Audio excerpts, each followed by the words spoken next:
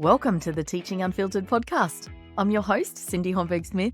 Think of me as that teacher bestie navigating together the magical moments and messiness of teacher life.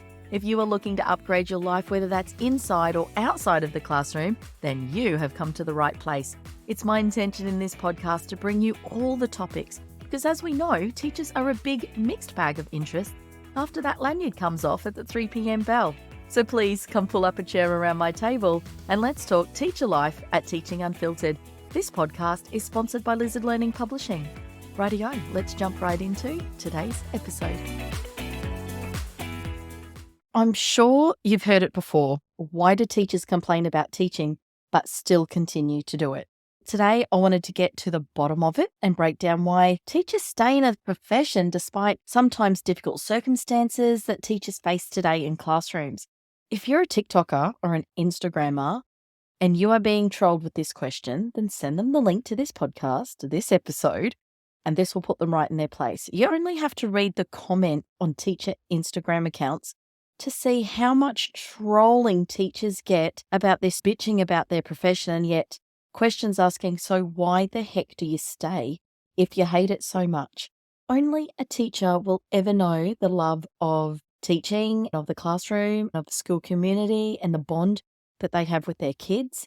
It's kind of like, if I was to sum it up in one simple sentence, it's like a mother, a tiger mum with her cubs.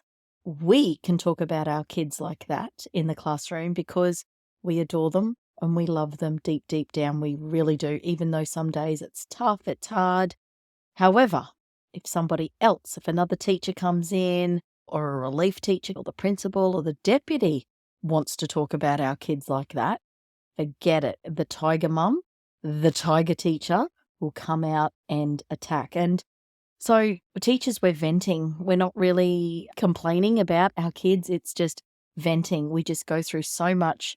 We are so overstimulated in the day. It's our way of venting and getting out the frustrations of our day. Only a teacher will know why we talk about this profession being so difficult, and yet we stay in it and love it. Number one, this is going to be a bit truthful, and it might not be what people wish to hear, but teachers stay in the profession because of job security. If this is your reason, that's okay, because millions of people stay in their jobs too for that same reason. And we are going to normalize this conversation for teachers. We aren't shaming anyone for any decisions that we have to make for our lives, how we choose to support our families, and why we decide to stay, or the reasons why we decide to stay. People think because we're responsible for children, we can only be in it for the love of it. But we can teach because we like the security of it. Most people I know are in their careers because it pays the bills. This doesn't mean that we're a bad teacher, or that we're going to do a lesser job, or that we hate kids, or any of that nonsense. But job security is a big one and had to be mentioned, because teaching is a stable profession, which can provide a sense of security for those who value job stability. And that is okay if this is the reason you stay. You have kids to feed, mortgages to pay. Teachers are a certain personality also. They love routine and comfort zones and structure. This is also something to factor in.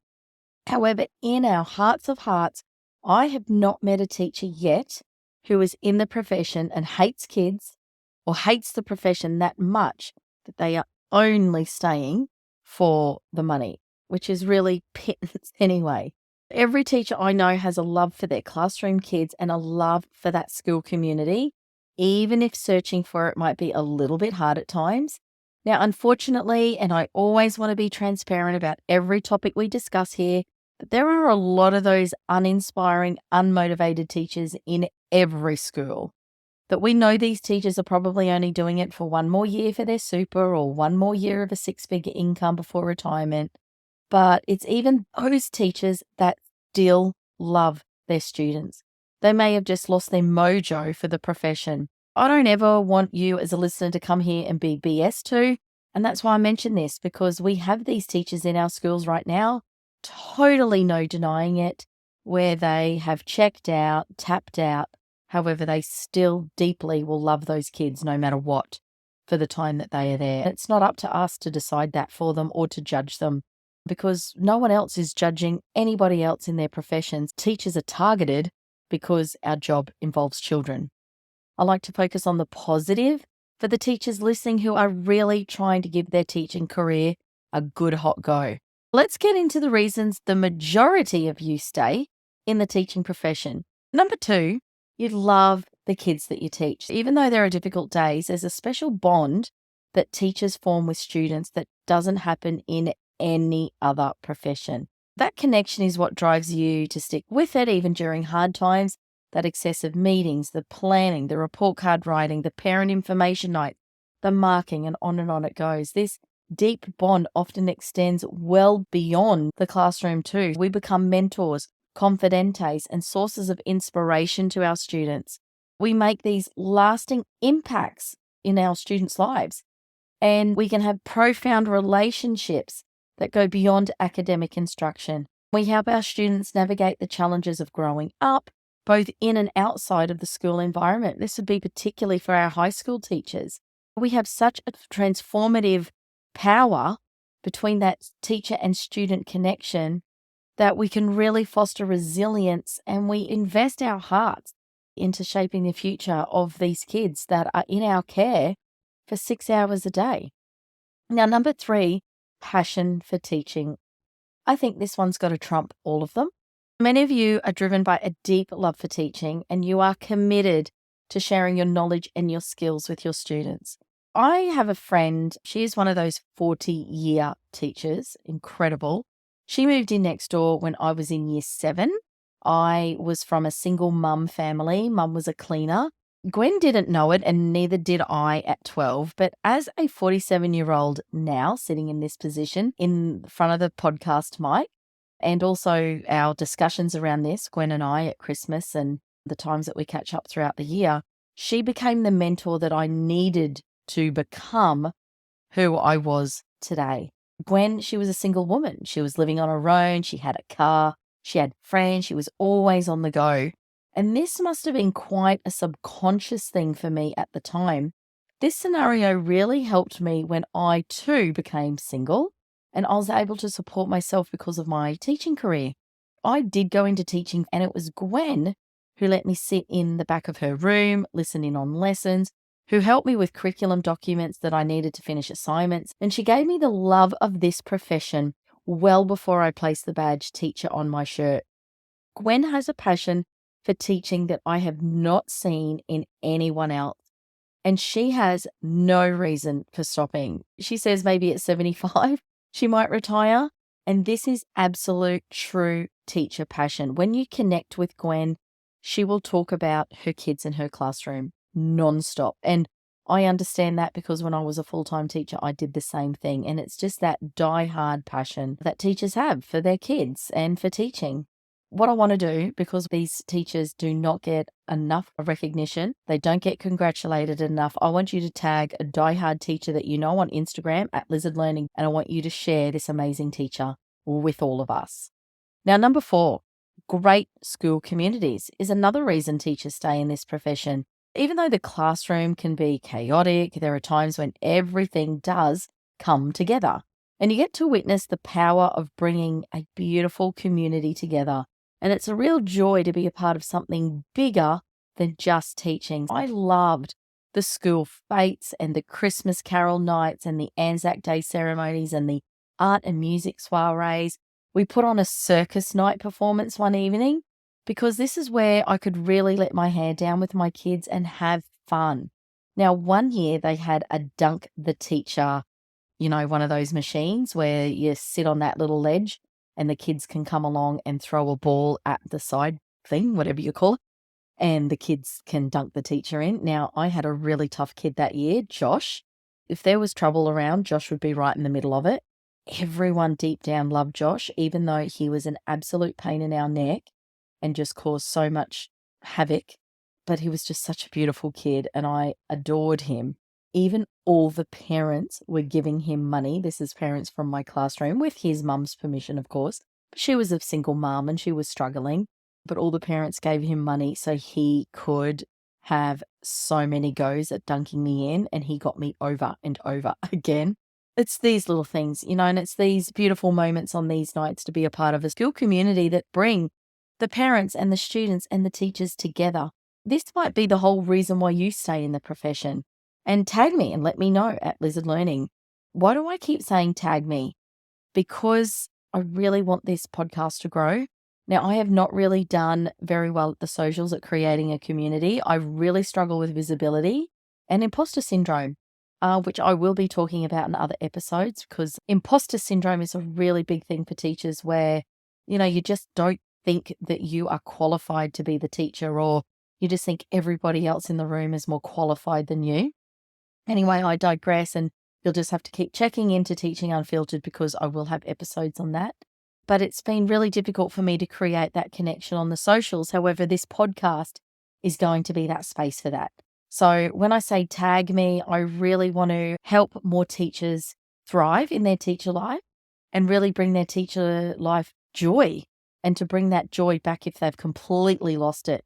And sharing on the socials, it really helps more teachers see this podcast. And then I can help more teachers with the mindset stuff and this teacher well-being and the empowerment that teachers are needing these days. If you could do that, I would really greatly appreciate it. And then you are also being a part of a growing community where we can grow together and we can jump on this teacher journey together and really grow a little podcast into something really meaningful. Number 5, teachers, they love to serve. You are driven by a deep sense of dedication to your students and your craft, even though sometimes you might not think that. Teachers, their love for teaching extends well beyond the classroom, and it's just not a job, but for some of us, it's a lifelong vocation. Now, while you often don't receive the acknowledgement you truly deserve, your impact on society is immeasurable. Teaching is a labor of love. I am very mindful of using those words because these words can keep us in a box where we don't think that we need to be paid fairly for the work that we do. Now, this is not what I am saying. I don't want any teacher thinking it's okay to take on all the jobs or to not fight for fair pay, for putting up with poor conditions, for working well after contractual hours. I want to make that very clear and say that this is not the case when I say those words. Now, a labor of love, yes, but with very clear boundaries about what we are willing to do, and the income and the good working conditions to match that labor will always be a priority here at Teaching Unfiltered. And we are going to be coming in and really normalizing the conversation about asking for more money, asking for better conditions, and that's okay, because these are our boundaries that we are going to start to set. There will be many more podcasts on the money mindset of this profession, mostly because it's a women-led profession with a lot of generational patterning and a strong patriarchal system behind the payment of teachers. I'm here to help change this belief for this profession. I'm not going to be able to change educational pay scales, but what I can do, I can empower the next generation of teachers to stand up and speak up and value themselves for the work that they do. It may be that you stay and you create more boundaries for yourself as your line in the sand that you make. After listening to this Teaching Unfiltered podcast, another teacher might take it that they leave the profession altogether and that they value themselves to start a business or upgrade their life through following their dreams and goals completely outside of teaching. And each one will be okay. This will be coming up in all further episodes. Now, you play a pivotal role in my molding the minds and characters of the next generation. This is a big reason why people stay, for that service to others. We are the mentors and the guides and often even surrogate parents to some of these kids, providing guidance, support, and encouragement to our students. One of the most fulfilling aspects of teaching is the knowledge, I think, that our influence doesn't end when the school bell rings. We have this incredible privilege of helping young minds. Really, let's look at what we do. These young minds, we help them discover their potential and guide them to becoming responsible, compassionate, and well-informed citizens. This journey of empowerment and enlightenment, this is a profound and deeply rewarding experience that we get to do every day. It's an honor to be a part of it. If we can let all the other stuff go, really sit and reflect 5 minutes every day on the impact that you're making on all these kids in your class. This is why I really love it, a relief day when I'm asked. I'm a teacher through and through. Even if I never teach another day in the classroom, I know that the very small impact I make in the lives of children, this is just on a relief day, then a full-time teacher really kicks those feelings up a notch of being of service and duty to these kids. Teachers, you can become addicted really in a positive way to make this difference each and every day. In shaping the lives of young individuals, we actually get to participate in instilling values, inspire dreams, and ignite curiosity. This is such a gift. We've got to be so thankful for this gift. We are often the ones who introduce students to a world of knowledge and a critical thinking and for creative expression and voicing an opinion and their growth mindset. I know when I was a full-time teacher, whenever now I do a relief day, I instill empowerment in these kids. I allow them to dream the biggest of goals. I continue to tell the whole class at every moment that I get they can do anything, that they are so young and that life hasn't got to them yet. It's our responsibility to instill this positivity in their minds as much as we possibly can. I say to them, reach for that moon because even if you fall, you land among the stars. We get to instill essential life skills such as problem solving and communication and teamwork, which will serve our students well as they venture into the world beyond the classroom. This influence that we have extends far beyond the subjects that we teach. You, as a teacher, you have that power to cultivate a love for learning and this ability to adapt to this ever-changing world. And boy, is it ever-changing. Even since COVID in 2020, you just think things are just moving at such a fast pace. We play such a vital role in shaping the leaders and the thinkers and the doers of tomorrow. And this is a big reason that teachers stay. Now, look, I'm going to leave number 5 here at this last message. And I also want to say that I truly appreciate your dedication because for the ones who value education, your passion for teaching, it really remains a source of inspiration for everyone. Even though you're not going to be recognized for it, we don't do things for the recognition, but it is really nice to hear it sometimes. Now, number 6, connection with our students. We often form strong bonds with our kids. Many teachers really enjoy building those relationships with them over time.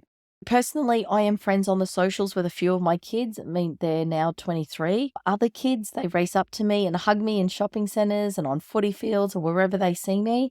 And I want to know what my kids are up to and the many parents I'm still friends with. I often think, what did that kid get up to? Or where would they be now? What parents don't realize is we are with their kids more than they are. 6 hours a day for 5 days a week for 40 weeks. Unbelievable.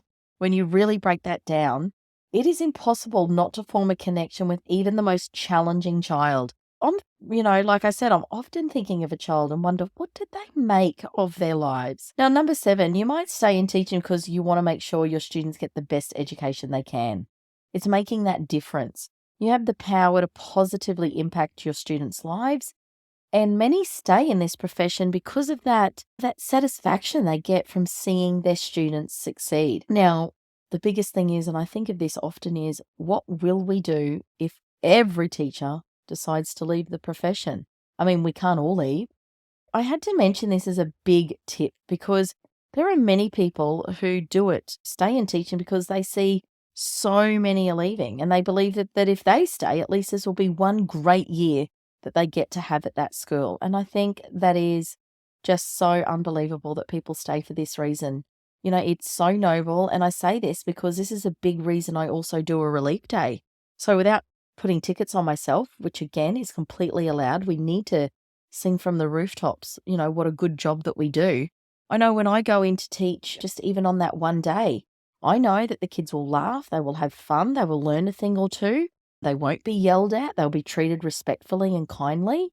And I completely understand why great teachers stay for this reason. That's the reason for this podcast, I guess, to be that continuous support person for these teachers who do want to stay because they know that they have so much to offer. This podcast is to keep that mental health and mindset strong, to know that these teachers are enough and deserving for this role of teacher, to help with the mindset strategies and tips to eliminate that self-doubt. If this is you, you stay fully committed to this job. and that, you can learn to brush off that negative parent who has written a condemning email or no, it's not an issue to take personally. I find it's my job to really empower your mindset so you do stay in this profession. I didn't have any of this work on board when I was teaching. So I blamed myself for everything. If that parent came in and had a complaint, it was on me.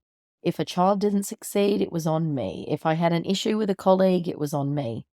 When I realized that I was doing the best that I could, and let's say that parent who had a complaint, they probably are people that complain at the baker, the bank, and the bookstore, I may not have beat myself up so much and may not have left the profession so early.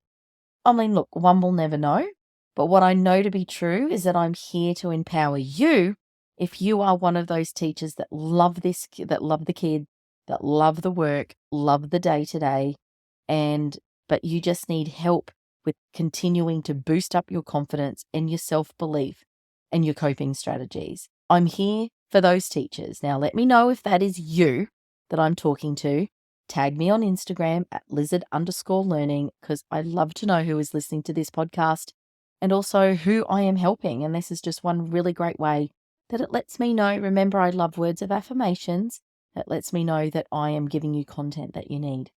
Number 8, continuous learning. Teaching is a profession that allows for continual learning and growth as you are constantly updating your skills and knowledge to stay current.